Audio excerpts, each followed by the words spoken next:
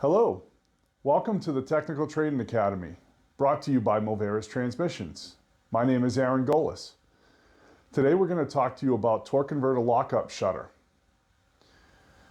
We must first talk about what a torque converter is and what it does. The torque converter is placed between the automatic transmission and the engine's flex plate. The torque converter transfers rotational torque from the engine's flex plate to the input shaft of the transmission. It allows the engine to remain running at idle when the transmission is in gear and the vehicle is not in motion. When you go to accelerate from a stop, it transfers torque from the engine's flex plate to the input shaft of the transmission and allows the vehicle to accelerate from a stop. Let's explain how this works. The torque converter is bolted to the flex plate and it has impeller fins on the back side of the converter body, and you have a turbine that also has fins on it that is splined to the input shaft of the transmission. Inside you have automatic transmission fluid.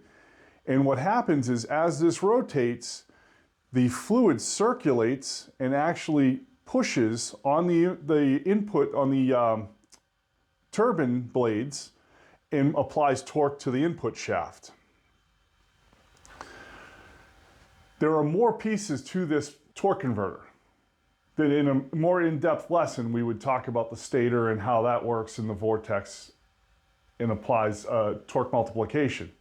But for very simplistic design of how a torque converter works, this will do.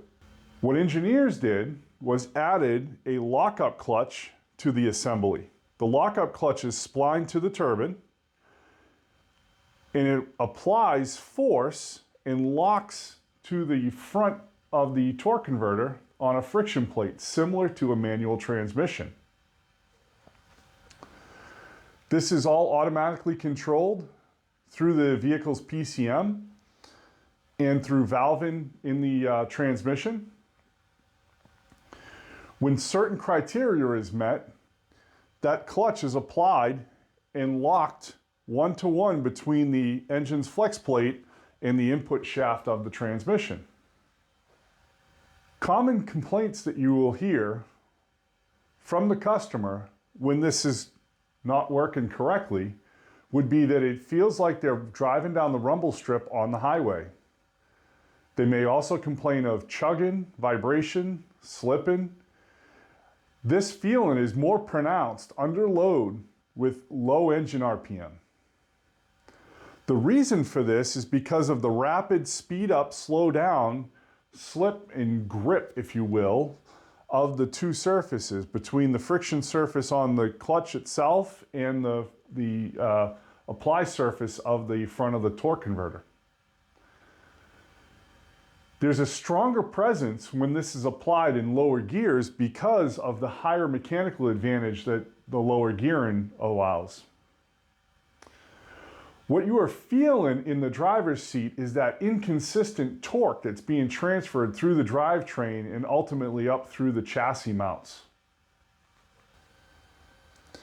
Okay, now that we know basics about what a torque converter is and how lockup works, let's get into the initial inspection to start our diagnosis and cure this shutter concern. The first thing that we want to do is we want to check for codes. We want to check for codes in all of the computer modules on the vehicle. We want to document all the codes before we clear any of them. If we have any codes in any modules and we happen to drive this vehicle before documenting them, we could potentially lose them if the code is not active and so many drive cycles have set allowing that code to be cleared. Once we've checked and documented all of our trouble codes, the next thing that we want to do is we want to check the battery's state of charge, as well as the health on the charging system. Next, we want to check the transmission fluid level. Make sure that we read the service information available on fluid level. Not every vehicle is the same.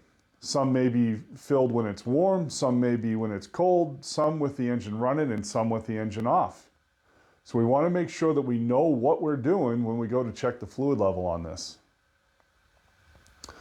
Another great thing to do before we dive into anything with the scan tool or going on a road test is do a visual inspection of the vehicle.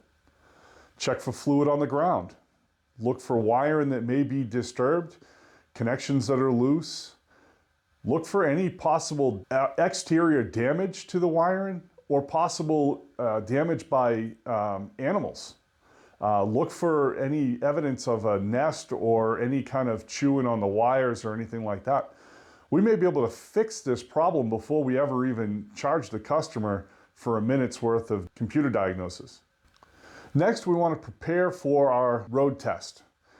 We want to get all of our equipment set up to capture as much information as we possibly can on our road test. The last thing we want to do is have this problem occur, especially if it's a rather rare intermittent problem. If we miss that data that we're looking for when it finally happens, that could cost us a lot of time. The first parameters I like to pull up are to determine whether it's going to be internal or external to the transmission. And to do that, we first start off with actual versus desired slip. We want to put a line pressure gauge on this because that will also tell us whether or not we have a hydraulic issue inside. We want to pull up on the scan tool engine RPM, vehicle speed. If the vehicle has MAF or MAP or both, we want to pull those up. We also want to pull up throttle position. Next, take this down the road. We want to try and simulate what the customer is complaining about as best as possible. If they indicate that it's at a lower speed, say they give you an estimate of 25 to 30 miles an hour, we want to do the best we can to replicate that speed as much as possible to give us the best chance of capturing what the customer complaint is. When you're looking at actual versus desired RPM, you should be about 60 RPM or less from what desired is. But you got to be careful because if you're not steady on the throttle, you may be fooled. In this graph here, you can see where there is more than 60 RPM slip for a moment. When you look at the graph, the throttle application is not smooth and consistent, and that could give you a false indication of an issue. Here's a better spot in the graph where you can see that the throttle application is steady and our torque converter slip is perfect. Torque converter shudder is typically during the application of the lockup clutch. Here we've drawn in an example of what that would look like. The blue line represents what the computer is commanding for lockup. The yellow line represents the slip in RPM from the torque converter. You can see the ripples in the graph.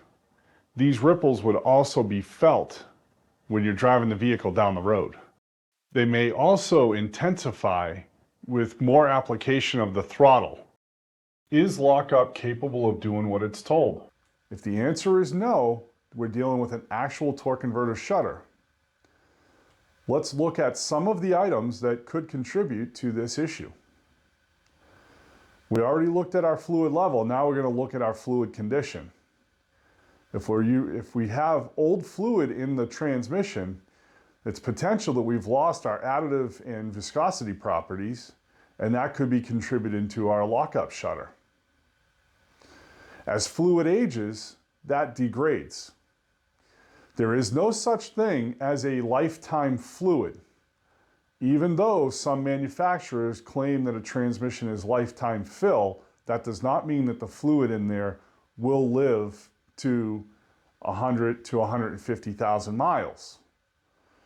It's best to go off the fluid manufacturer's recommendation when it comes to service life, unless there is a service schedule by the vehicle manufacturer.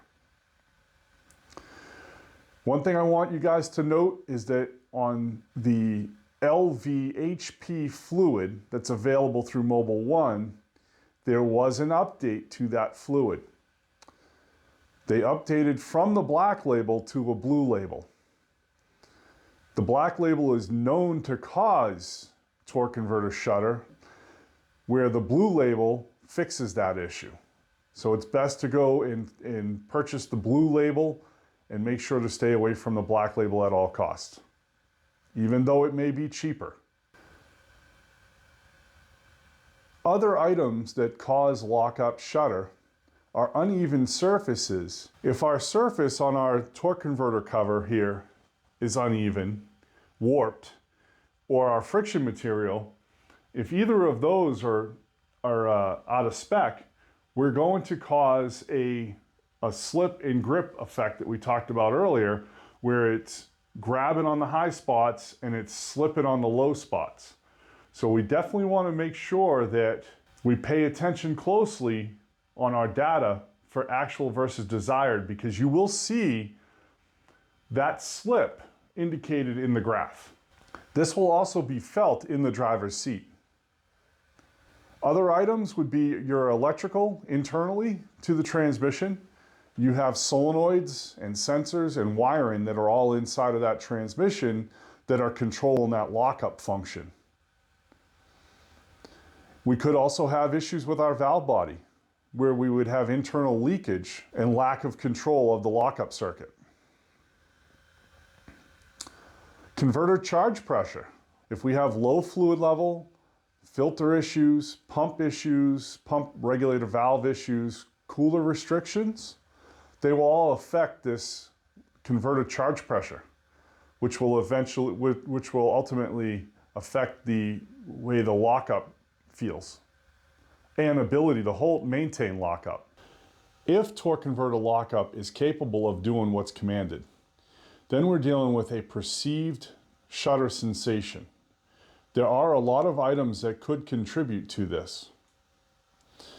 Before we ever get into any diagnosis, we want to check for any technical service bulletins to see if there is an update available to the vehicle's calibration for this symptom. There are a number of bulletins that I found when doing a quick Google search on torque converter lockup shudder. When there is an update available to cure this issue, it's best to reprogram with the latest calibration, clear the keep alive memory, reset the shift adapts, and retest. Along with updates to the OE calibration, the aftermarket has found a lot of value in updating the vehicle's calibration with aftermarket tuning. A lot of times, these transmissions lock up the converter very early and are susceptible to this lockup shudder. With aftermarket calibration, you can modify the apply times as well as the pressure to remedy this issue. We need to be aware that this aftermarket tuning could also be the very reason that we have lockup shudder. If we suspect that there's aftermarket calibration in there, it is best to return it to stock to see if the issue is remedied. Another thing to consider before we get into our computer diagnosis is our mounts. Driveline mounts hold our driveline angles in place. Bad mounts allow for movement and create a misalignment. Other items to consider would be our tires and wheels, differentials, drive shafts, and CV axles. Any imbalance in those would create a vibration sensation in the passenger compartment. If driveline components are suspected to be out of balance, it's best to get a vibration analyzer on the vehicle and road test to verify the imbalance. If you do not possess this equipment and do not plan to do this work regularly, it's best to find a shop that does and buddy up with them. Now that we've eliminated all of those other possibilities, it's time to get into our computer diagnosis. We already know that we're dealing with something other than the lockup that's causing our shudder. Now we want to start going through the list of other possibilities to eliminate. It's very common to have a perceived shudder sensation due to a misfire, especially on the secondary ignition side, and direct injection issues that do feel like misfire. They feel like a very violent shudder. Ironically, they're around the same time that lockup hits because it's usually under a low RPM, high load sensation. For us to check this, we want to pull up misfire counts on our scan tool. Mode 6 is also a great place to look for misfires. If we are not setting a code, it's possible that we have ignition misfires or cylinder misfires, even though there haven't been enough events for it to trigger a light or set a manufacturer's code. So we want to check mode 6 to help us speed this diagnosis up. We want to ensure proper signals from our cam and crank speed sensors, engine coolant temperature, intake air temp, NOx sensors, anything that these systems like displacement on demand, variable valve timing, or torque converter lockup use to determine how these operate. A great way to check these sensors is to find a known good waveform and compare it to the signal that you are receiving. We also want to monitor long-term fuel trims. Whether you have an unmetered air issue like a vacuum leak or a leak in fuel injector causing misfire. Long-term fuel trims are a great indicator to tell you that those are malfunctioning. Other components that have been added to vehicles in recent time are variable valve timing and displacement on demand. Both of these systems can give you the perceived feeling of torque converter shudder. Just like we did on our torque converter lockup, with variable valve timing, we want to monitor our actual versus desired, in this case, cam angles, and make sure that they're within 1 degree of desired. If you're driving down the road and you feel the shudder sensation and you happen to notice that your cam timing is jumping up and down and it's out of desired specifications, that's a great indicator that you possibly have something wrong with either the control side of that or the actuator side, hence the cam phasers. Displacement on demand is another system that could act like a torque converter shudder. The action of it going between 4 cylinders and 8 cylinders can be felt by most. If we suspect that it's displacement on demand, it's best to try and turn that system off and retest. On some vehicles with some scan tools, you may be able to disable displacement on demand. If you're unable to turn it off in the bidirectional controls, you may also, on some vehicles, select a different drive mode that will disable the system. For instance, on Chevy trucks, if placed in manual mode and selected no higher than 5th gear, that will disable the displacement on demand. And if your symptom goes away while it's disabled, the symptom is related to that displacement on demand. Another way that we could do this, if neither of those are available to you, is start the vehicle and then unplug the mass airflow sensor. You will set a light and it will give you irregular drivability, but it will keep displacement on demand from activated. If misfires are present and a certain cylinder is identified, you could try swapping some components around to see if the misfire follows them, such as the coil, the plugs, wires if they're available on that engine, fuel injectors, etc.